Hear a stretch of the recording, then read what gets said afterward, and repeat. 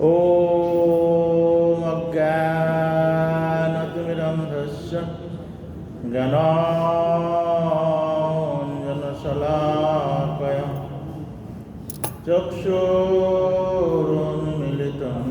येन तस्मै श्रीगुरुवे नमः। गुरुवे गौरचन्द्राय राधिकाय तदालये कृष्णाय कृष्णभक्ताय तद्भक्ताय नमो नमः। आजनुलम्बितभुजं कनकावदत सङ्कीर्तनैकपितरो कमलायताक्षौ विशम्बरद्विजवर जुगधर्मपालौ वन्दे जगत्प्रियकरो करुणावतारो। नमस्त्रिकालत्रिशक्ताय जगन्नाथसुताय च सविताय सपुत्राय सकलत्राय ते नमो नमः। हे कृष्ण करुणा सिन्धु दीनबन्धु जगत्पते गोपेषु गोपिकान्त राधाकान्त नमोऽस्तुते। कृष्णाय वासुदेवाय देवकी नन्दनाय च नन्दगोपकुमाराय गोविन्दाय कस्तूरीतिलकं ललाटपटलं वक्षस्थले कौस्तुभनासाग्रे वरमुक्तिकं करतले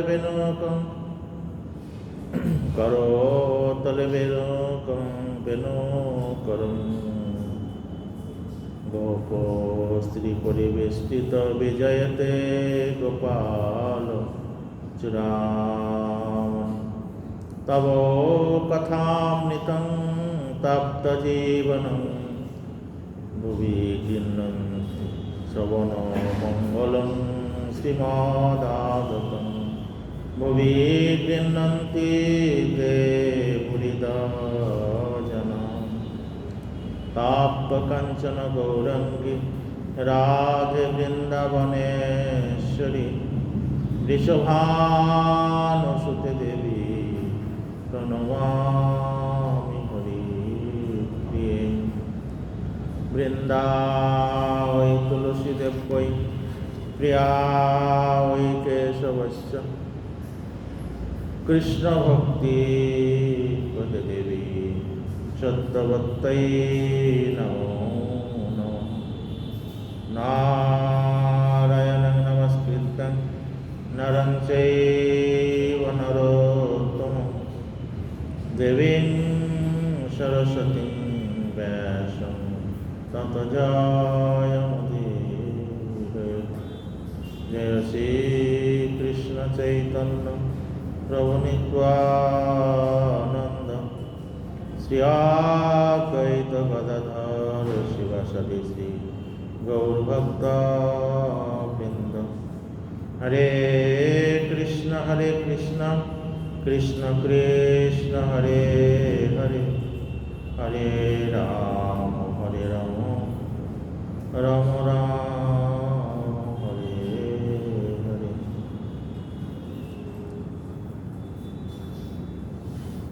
সাধারণত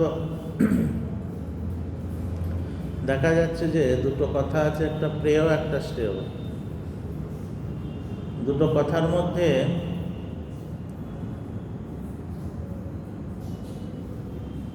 পার্থক্য আছে। পার্থক্যটা কি? যেটা শ্রেয় কথাটা যেটা বলা হলো সেটা প্রথমে ভালো লাগে না, কিন্তু চরম অবস্থায় সেটা আমাদের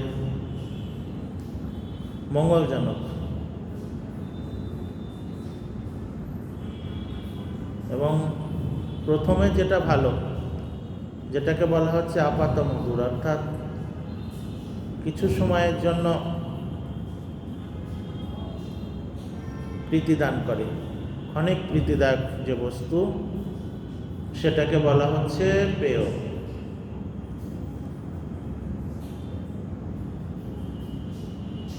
জীবের যে ধারণা এবং আদর্শ অনুসারে শ্রেয়ের যে প্রকার সেটাও বিভিন্ন রকম হয়ে থাকে। এই জন্য যারা প্রাচ্য এবং পাশ্চাত্যের যারা দার্শনিক আছেন, সেই দার্শনিকদের মধ্যে এই যে শ্রেয় কথাটা বলা হলো, তাদের মধ্যে সেরকম তারা বিচার করতে গিয়ে ভিন্ন ভিন্ন মত পোষণ করেছেন, ভিন্ন ভিন্ন মত দেখা যায়। যেমন চারবাক, এপিকিউরাস, এরা নাস্তিক। এই নাস্তিকগণ প্রেয়কেই শ্রেয় বলে অভিহিত করেছেন। আর যারা শূন্যবাদী, যেটা পরিণতি হচ্ছে বিষময়, অচিত পরিণতি, অর্থাৎ নির্বাণকেই তারা শ্রেয় বলছে। আবার যারা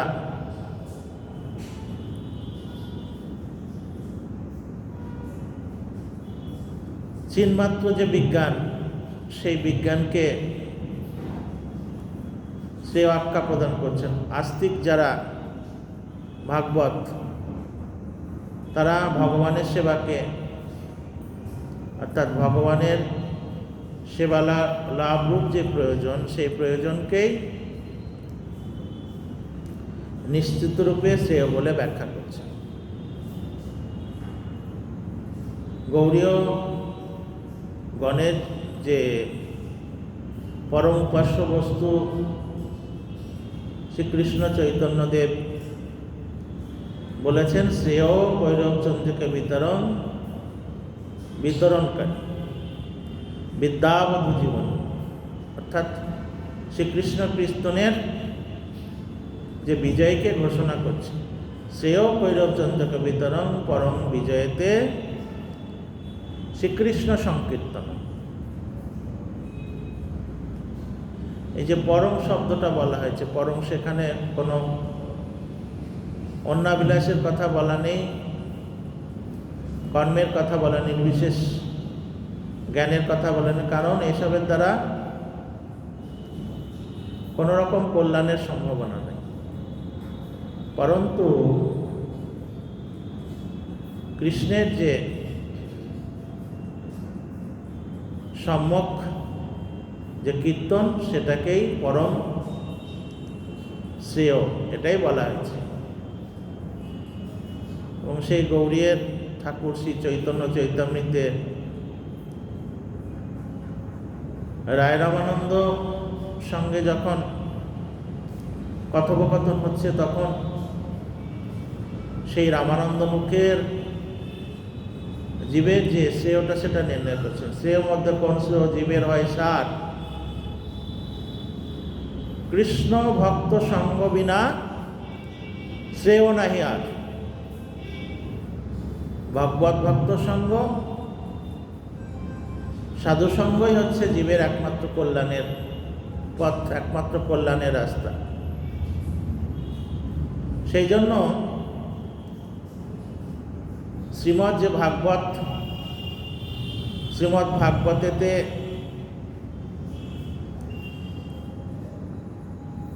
প্রথম স্কন্ধের 18 অধ্যায়ের শ্লোকে সেখানে বলে দিয়েছেন, তুলায়ন লবণবি ন সর্বং ন পুনরভবং ভগবৎ সঙ্গেষু সঙ্গেশ মর্তনাং কিমুতস। বলছেন নিমেষ কাল মাত্র, মুহূর্তকাল মাত্র। সাধুসঙ্গ সর্বশাস্ত্রে কয়, লভমাত্র সাধুসঙ্গ সর্বসিদ্ধি হয়। ভগবৎ সঙ্গীর যে সঙ্গ, সেই সঙ্গ দ্বারা জীবের অসীম অর্থাৎ চরম এবং পরম শ্রেয় লাভ হয়। তার সঙ্গে এরকম কর্মফল, স্বর্গ, জ্ঞানফল যে মোক্ষ, সেগুলা মর্ত্যজীবের যে আকাঙ্ক্ষিত এই সমস্ত তুচ্ছ রাজ্যাদির সঙ্গে কিছুমাত্র তুলনা হয়। কঠোর উপনিষদে সেখানে নচিকেতা এবং যমরাজ, সেখানে সেই উপাখ্যানাতে শ্রেয় এবং প্রেয় সম্বন্ধে সেখানে বিশেষভাবে আলোচনা করা হয়েছে। উদ্দালকী পুত্র নচিকেতা, সে নচিকেতা তার বাবা ক্রুদ্ধ হয়েছে আর পিতার আদেশ পালন করবার জন্য সে যমালয়ে গিয়েছে। যম ভবনে সেখানে উপস্থিত হয়ে সেখানে দ্বিরাত্র পর্যন্ত যমগৃহে অনশনে সেইখানে অপেক্ষা করছেন। কেন? যমরাজ সেই সময় গৃহেতে ছিলেন না, যমরাজের অপেক্ষায় ছিলেন। সেই জন্য যমরাজ যখন ফিরে আসলেন, সেই যে নচিকেতার ওইটুকু অল্প বয়সের বালক, কি তার তেজ! 3 দিন না খেয়ে আছে। তা অতিথির এরকম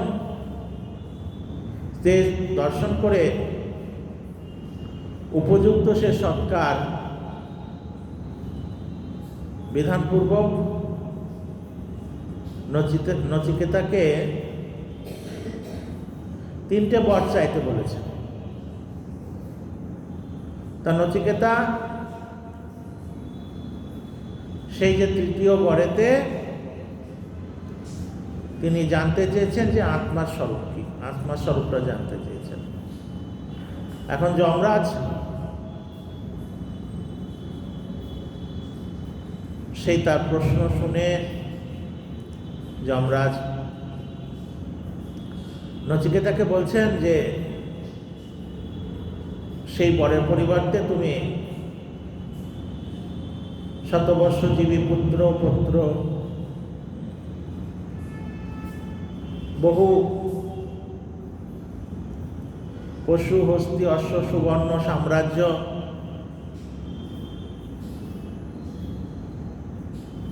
ইচ্ছা মৃত্যু,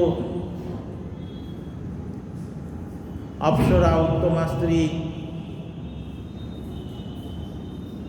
এবং মনুষ্যগণের যাবতীয় ভোগের বস্তু আছে, প্রীতিপদ বস্তু আছে,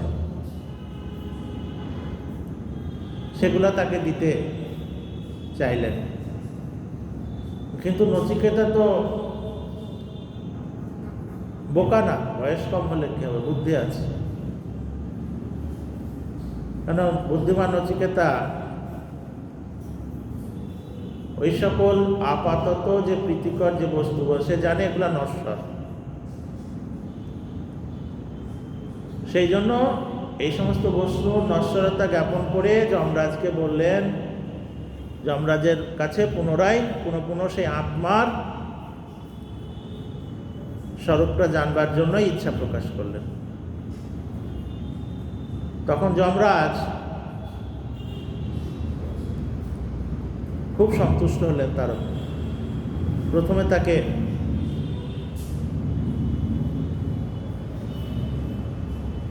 প্রিয় বস্তুর লোভ দেখালেন, কিন্তু সে প্রিয় বস্তুগুলা কোনোটাই নিতে চাইল না।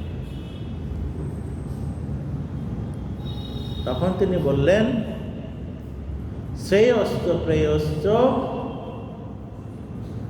মনুষ্য মেতস্তৌ সম্পরিত্য বিবিনক্তি ধীর শ্রেয় হি ধীর অভিপ্রেয়স বৃণীতে প্রেয় মন্দ যোগক্ষেমাদ বৃণীতে। অর্থাৎ শ্রেয় এবং প্রেয় উভয়ই বলছেন পুরুষের আয়ত্তাধীন বস্তু, কিন্তু যিনি বুদ্ধিমান শ্রেয় প্রেয় এই উভয় বস্তুর যে তত্ত্ব, সেই তত্ত্ব খুব ভালোভাবে সম্যকভাবে বিচার করে প্রেয় থেকে শ্রেয়কে পৃথক করে সেই শ্রেয়কেই গ্রহণ করবেন, এটা যমরাজ বললেন। আর যারা মন্দবুদ্ধি, যাদের বুদ্ধিটা খারাপ, তারা এই নশ্বর বস্তুকে রক্ষা করবার জন্য প্রেয়কে বরণ করবেন। বলছেন শ্রেয় এবং প্রেয় উভয়ই পুরুষের বন্ধনের কারণ হতে পারে। তে উভে নানার্থ পুরুষং সেনিত। প্রেয়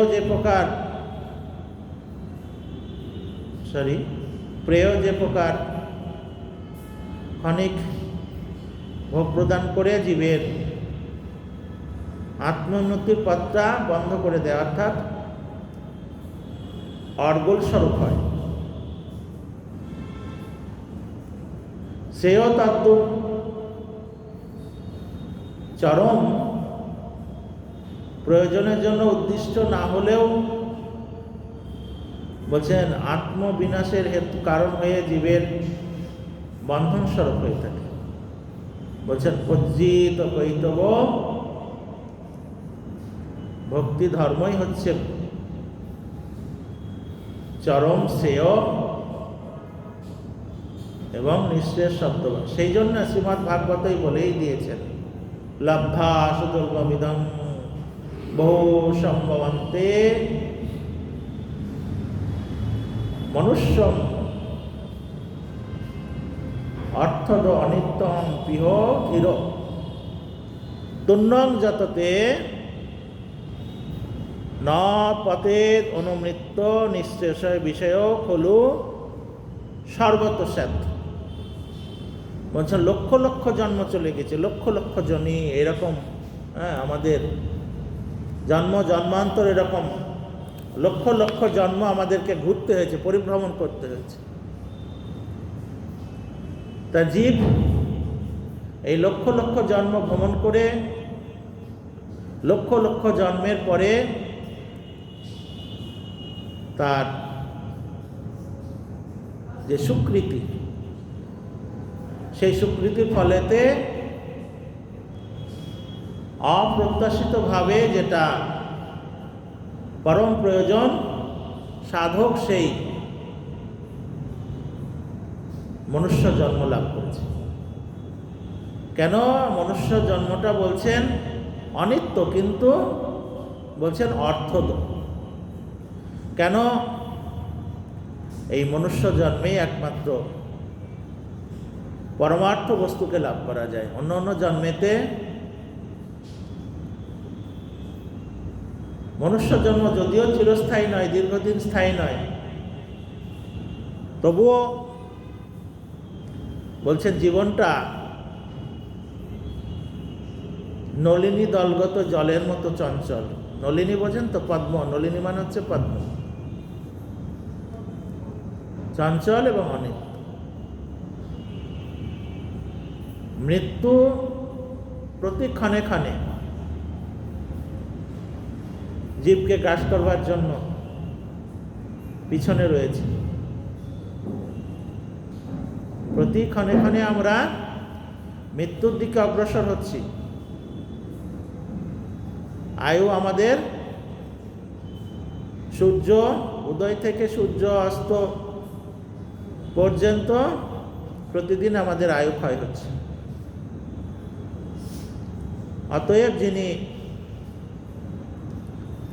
বুদ্ধিমান হবে, শুধু বুদ্ধিমান নয় সুবুদ্ধিমান, তিনি ক্ষণকাল বিলম্ব না করে অন্যান্য যেটা অনিশ্চিত, যেটা ক্ষুদ্র শ্রেয় বা প্রেয়কে লাভের সময় নষ্ট না করে একমাত্র নিশ্চিত যেটা শ্রেয়, সেই শ্রেয় লাভের জন্য অবশ্যই যত্ন করবে।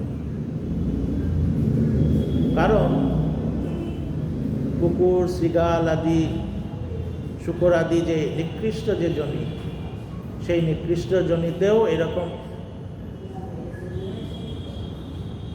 বিষয় লাভের নিশ্চয়তা আছে, বিষয় ভোগ করা যাবে। কিন্তু এই যে মনুষ্য জন্ম, এই মনুষ্য জন্ম ছাড়া কোনো জন্মেই কিন্তু সেই শ্রেয় বস্তুকে লাভ করা যাবে না, যেটা আমাদের পক্ষে চরম মঙ্গলজনক, যেটা আমাদের পক্ষে চরম হিতসাধক। সেই জন্য শাস্ত্রীতে বলা আছে, শ্রবণাপি বহুজন লভ্য সিন্নন্তি অববহব জঙ্গনা বিদুৎ আশ্চর্যস্য বক্তা কুশলস্য লব্ধা আশ্চর্যস্য জ্ঞাতা কুশলানুশিষ্ট। বহু সংখ্যক ব্যক্তি আত্মতত্ত্ব শ্রবণ করতে চায় না, ইচ্ছা নাই তাদের। আবার অনেকে শ্রবণ করলেও প্রণিপাত এবং তাদের যে সেবনমুখতার অভাব, সেই জন্য সেটা সে উপলব্ধি করতে পারে না। আত্মতত্ত্বের যিনি কীর্তন করেন, আত্মতত্ত্বের যে কীর্তনকারী, যে তত্ত্ববিদ যিনি আচার্য, সেটাও দুর্লভ। এবং শরণাগত প্রপন্ন যে শিষ্য, সেটাও খুব বিরল। প্রপন্ন বা শরণাগতের জন্য জনই একমাত্র সেও লাভের যোগ্য এবং সেও লাভের সমর্থ। আমরা গীতার দ্বিতীয় যে অধ্যায়, সেখানে ভগবান অর্জুনকে লোকশিক্ষার জন্য বলছেন, এরকম মনোধর্মের বশীভূত না হয়ে নিজে নিজে অত প্রকার শ্রেয় কল্পনা না করে তার অভিনয় প্রদর্শন করেছেন। অর্জুন গুরুরূপী যে ভগবান, সেই ভগবান কৃষ্ণের ইচ্ছাতে তিনি যে ক্ষত্রিয় যুদ্ধ থেকে বিরত থেকে কি করেছিলেন বলছেন, এই ব্রাহ্মণের বৃত্তি সে গ্রহণ করে, সাত্ত্বিক বৃত্তি। বলে আমার জীবন, আমার ওসব যুদ্ধ করে কি হবে, যুদ্ধ করে যে সমস্ত রাজ্য সম্পত্তি আমি লাভ করব, আমার আত্মীয় স্বজন, পরিবার পরিজন, বন্ধু বান্ধব, গুরু ভাই সবাইকে মেরে আমার ওই সমস্তগুলো লাভ করে কি হবে? তার থেকে ভিক্ষা দ্বারা আমি জীবনযাপন করব, ভিক্ষা দ্বারা, সেটাই সব থেকে ভালো হবে। সেই জন্য গুরু হত্যাহি মহানুভাবানাং শ্রেয় ভক্তুম ভক্কম অপি ইহলোকে। বলছেন এরকম গুরুদেরকে বধ করে এরকম কি অর্জুন যখন দেখলেন, তিনি যে কথাটা বললেন সেটা তার সকপল কল্পিত, এর দ্বারা কখনো শান্তি তিনি পাচ্ছেন না। তখন তিনি ভগবানের শরণাপন্ন হয়ে কি বললেন? যৎ শ্রেয় সন্ন্যে চিস্তং গৃহীতং মে শিষ্য হস্তং সাধিমাং তাং প্রপন্ন। বলছেন আমি কর্তব্য বিমূঢ় হয়ে পড়েছি, যেটা আমার পক্ষে শ্রেয়, যেটা আমার পক্ষে নিশ্চিত রূপে শ্রেয়, সেটা তুমি আমাকে বলো। আমি তোমার শিষ্য হলাম, শিষ্য হয়ে তোমার চরণে শরণাগত হলাম, প্রপন্ন হলাম। হে ভগবান, আমি তোমাকে এতদিন পর্যন্ত সখা বুদ্ধি করে তোমাতে আমি শরণাগত হতে, প্রপন্ন হতে না হয়ে, মনোধর্মের দ্বারা চালিত হয়ে আমি শ্রেয় নির্ণয় করতে গিয়েছিলাম, কিন্তু আমি ধর্ম বিমূঢ়চিত্ত হয়ে পড়েছি। এখন আমি আপনার শিষ্য হয়ে গেলাম, কৃপাপূর্বক নিশ্চিত যে শ্রেয়, সেই শ্রেয় বিষয়ে আপনি আমাকে শিক্ষাদান করুন। যারা এই সমস্ত ইন্দ্রিয়জ জ্ঞান, অক্ষজ জ্ঞানের সাহায্যে যারা শ্রেয় বস্তু নির্ণয় করতে গেলে, আমরা কখনো সেই শ্রেয় বস্তুকে লাভ করি, নিঃশ্রেয় বস্তুকে লাভ করতে পারবো না। হয় আমরা শ্রেয়কে বরণ করবো, শ্রেয়কে বরণ করে এরকম ভুক্তিবাদী অর্থাৎ ভোগবাদী হয়ে যাব, নাহলে মুক্তিবাদী হয়ে যাব। তার ফলে সেই জন্য আত্মবিনাশ লাভ হয়ে যাবে, এই জন্যই আগে বলেছিল। তাহলে কি করতে হবে? তস্মাৎ গুরু প্রপদ্যে জিজ্ঞাসু সে উত্তম শব্দে পারে চ নিস্নাতম ব্রহ্মণি উপস আশ্রয়। উত্তম শ্রেয় জিজ্ঞাসু ব্যক্তি, যিনি শাস্ত্র সিদ্ধান্তবিদ, যিনি পরব্রহ্মকে নিত্য সেবা করেন, পরব্রহ্মের নিত্য সেবা পরায়ণ, সেই সর্ববেগজয়ী গোস্বামী গুরুদেবের শরণাগত হবেন। সদ্গুরু ব্যতীত অসৎগুরু কখনো শ্রেয় বস্তু দান করতে পারে না। অসৎগুরু ভক্তি মুক্তিকামী, সুতরাং আত্মধর্মের যে পরিবর্তে তিনি এরকম দেহ এবং মনোধর্মকেই শ্রেয় বলে সিদ্ধান্ত করবে। সেই জন্য সুতরাং শ্রেয় জিজ্ঞাসু, যিনি শ্রেয় বস্তুকে জানতে চাইবেন, সেই শ্রেয় বস্তু লাভ করবার জন্য সদ্গুরু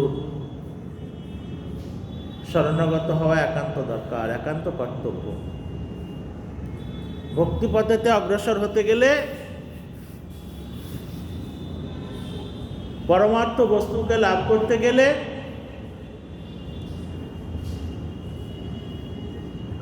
ভগবানের পাদপদ্মে পৌঁছাতে গেলে, ভগবানের সেবা লাভ করতে গেলে, বলছেন ওই রকম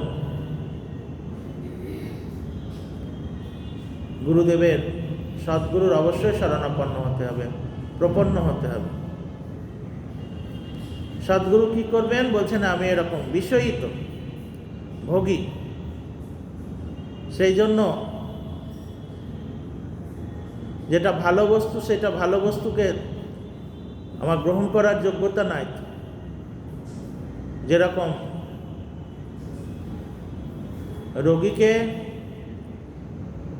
ডাক্তার যখন বলে দেয় যে তোমার এইটা খাওয়া নিষেধ, ওইটা খাওয়া নিষেধ, এটা খাবে না সেটা খাবে না, পথ্য বলে দেয়। শুধু ওষুধ খেলেই হবে না, পথ্যটাও খেতে হবে সেই সঙ্গে, তবে রোগ ভালো হবে। তা না হলে যতই ডাক্তারে প্রেসক্রিপশন করে ওষুধ লিখে দেয় কিছুতে সারবে না। সেই রকম সদ্গুরুর কথা যদি না শুনি, সদ্গুরুর চরণে যদি প্রপন্ন না হয়, তাহলে ভোগী হয়ে যাব, ভোগবাদ এসে যাবে, মুক্তিবাদ এসে যাবে, ভজনটা হবে না। ভজন পথে অগ্রসর হওয়ার কোনো রকম সম্ভাবনা নেই। ভজন মানেই সেবা। আগে সদ্গুরুর কাছে গিয়ে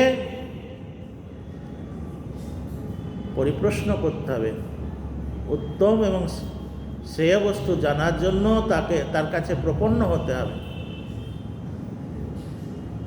গুরুদেবের কাছে গেলাম, গিয়ে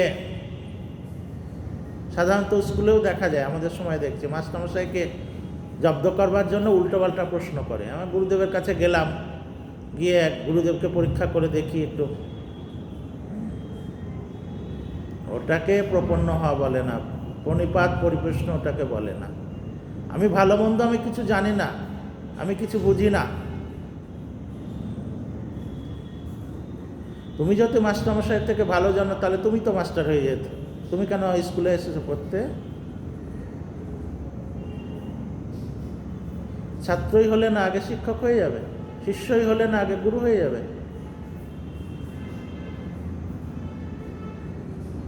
তো সেই জন্য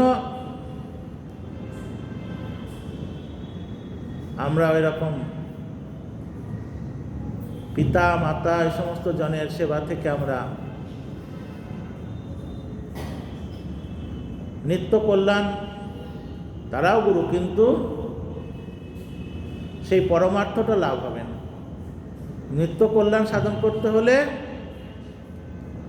নিত্য মঙ্গল লাভ করতে হলে গুরুদেব যেটা বলে দেবে সেই পথে তুমি ভগবানের নিত্য দাস, তোমার ভগবানকে ভুলে তুমি এই মায়ার গর্তে পড়ে হাবুডুবু খাচ্ছ, গুরুদেব বলে দেবে। সেই জন্য ভগবানের সেবাটা করা দরকার। ভগবানের সেবায় তিনি নিযুক্ত করবেন, ভগবানের সেবার কথাই বলবেন।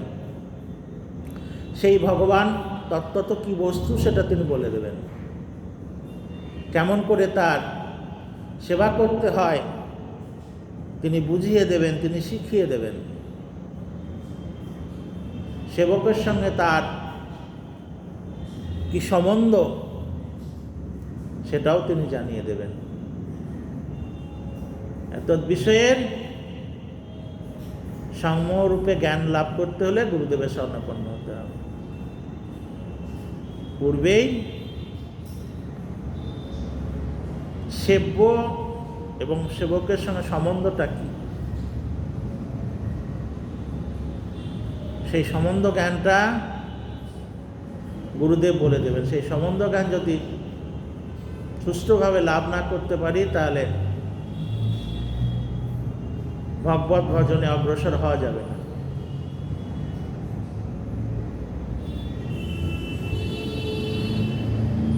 যিনি বোঝেন না, কিছুই জানেন, অজ্ঞাতসারে পরতত্ত্বের সেবা লাভ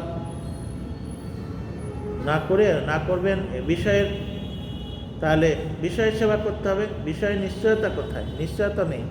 শাস্ত্রেই সেব্য সেবক যে সম্বন্ধ প্রকৃত জ্ঞানের কথা সেখানে বলা আছে, কিন্তু শাস্ত্র আলোচনা করলে হবে না, আমি সব বুঝি, আমি সব শাস্ত্র পড়েই সব জেনে নেবো, বুঝে নেবো, তাহলে দোকান থেকে বই কিনে নিয়ে এসে তুমি মাস্টার হয়ে যাবে, মাস্টারের কাছে আর পড়তে যেতে হবে। তাহলে ওই রকম বুদ্ধি হলে বলে একে বলে মেপে নেওয়া বুদ্ধি, মাটিয়া বুদ্ধি। তাহলে আমরা ওই পথে ওই পরমার্থের যে আলোক, সেই আলোক আমি লাভ করতে পারবো। পরমার্থের আলোক আমি স্পর্শ করতেই পারবো না, লাভ করার তো দূরের কথা, ছুতেই পারবো না। কেন? বদ্ধজীবের পক্ষে কখনোই সম্ভব নয়। বদ্ধজীবের ভ্রম প্রমাদ, বিপ্রলিপ্সা, কর্ণপটব, এই সমস্ত দোষ আছে। সেই জন্য তার চিত্তটা মলিন, বুদ্ধিটা যদি মলিন হয়, তা মলিন বুদ্ধির দ্বারা এরকম শাস্ত্র যতই অধ্যয়ন করো কিছুই বুঝতে পারবে না, কিছুই বোঝার বিষয় হবে না। শাস্ত্র অনন্ত, কত পড়বে তুমি? শাস্ত্র সিন্ধু মন্থন করে মহারাজরা যেটা সারবস্তু, সেই সারবস্তু তোমাকে বুঝিয়ে দেবে, বলে দেবে।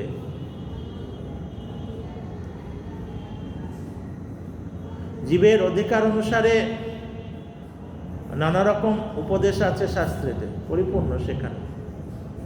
কিন্তু যেহেতু বদ্ধজীবের চিত্তটা মলিন, সেই মলিন বস্তুর দ্বারা, মলিনের দ্বারা এই সমস্ত কিছুর সমন্বয় করতে পারে, সে কিছু বুঝতেই পারবে না। দেখতে পাওয়া যায় যে এরকম যখন সে বুঝতে পারবে না, সমন্বয় করতে পারবে না, তখন সে এরকম হয় নাস্তিক হয়ে যাবে, নাই কুতার্কিক হয়ে যাবে, বুঝতে পারবে না। আর অন্যান্য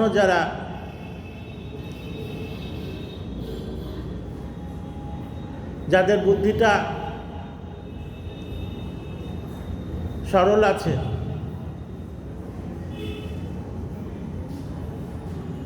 সেই সরল বুদ্ধিসম্পন্ন জীবকে তারা নানা রকম কুটবুদ্ধি দেবে, খারাপ বুদ্ধি দেবে আকৃষ্ট করবার জন্য, তাকে মঙ্গলের পথে, কল্যাণের পথে যেতেই দেবে না। সংস্কৃত ভাষা আমি কি বুঝি? সংস্কৃত ভাষায় তো আমার পূর্ণ অধিকার নেই। সেই জন্য সেই শাস্ত্র তো ওই সমস্ত সংস্কৃত ভাষায় সেখানেতে লিপিবদ্ধ করা আছে, সেটা কখনোই সাধারণ সেটা কিছুই বুঝতে পারবে না, আদৌ কিছু বুঝতে পারবে না। যখন নিজ চেষ্টার যারা শাস্ত্রের উজ্জ্বলা যে বুদ্ধি, অর্থাৎ পণ্ডিত হওয়া যাবে না,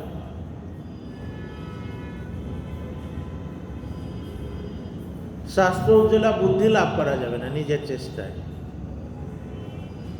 সেই জন্য ভগবান অর্জুনকে লক্ষ্য করে মানবগণকে ওই শিক্ষাই দিয়েছেন, তদ্বিদ্ধি প্রণিপাতেন পরিপ্রশ্ন সেবায়, উপদেশ দিতে জ্ঞানেন তত্ত্বদর্শিন। তাহলে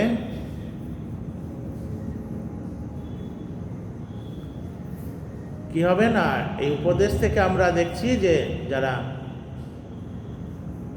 তত্ত্বদর্শী, যারা শাস্ত্রেতে অভিজ্ঞ, শাস্ত্রতে অভিজ্ঞ হলেই হবে না, তত্ত্বদর্শী হতে হবে। তত্ত্বকে যিনি, সেই অদক্ষজ বস্তুকে যিনি নিরন্তর সেবার দ্বারা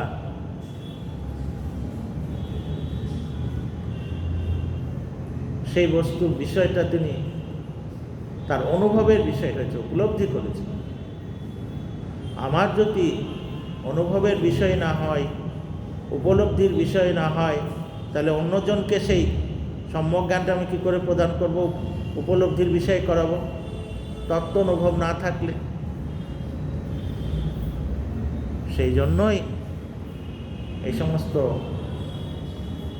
এই উভয় জ্ঞান, যিনি শাস্ত্রজ্ঞতা এবং তত্ত্ব উভয় জ্ঞানই থাকতে হবে। উভয় জ্ঞান যার আছে তার কাছে গিয়ে শাস্ত্র কথা শুনতে হবে, তারপরে সেটা অনুভবের বিষয় হবে, উপলব্ধির বিষয় হবে।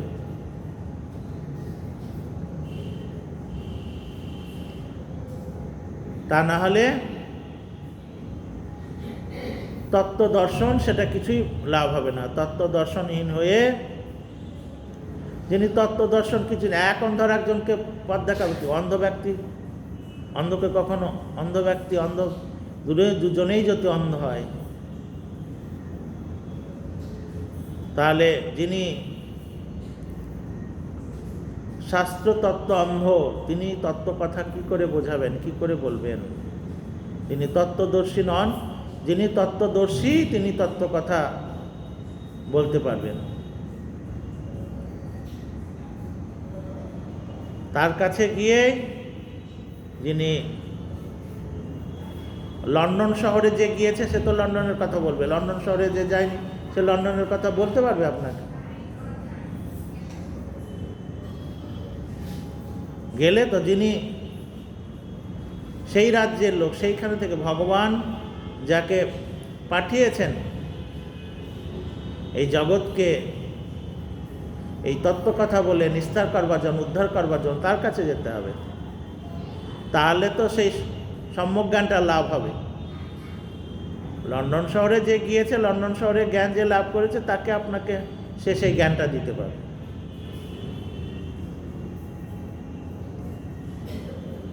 তবুও সেই যিনি অতত্ত্বদর্শী নিকট তত্ত্ব কথা শুনলে কোনো প্রকার লাভের সম্ভাবনা নয়, বিপরীত ধারণাটা এসে যাবে, বদ্ধমূল হবার সম্ভাবনাই বেশি।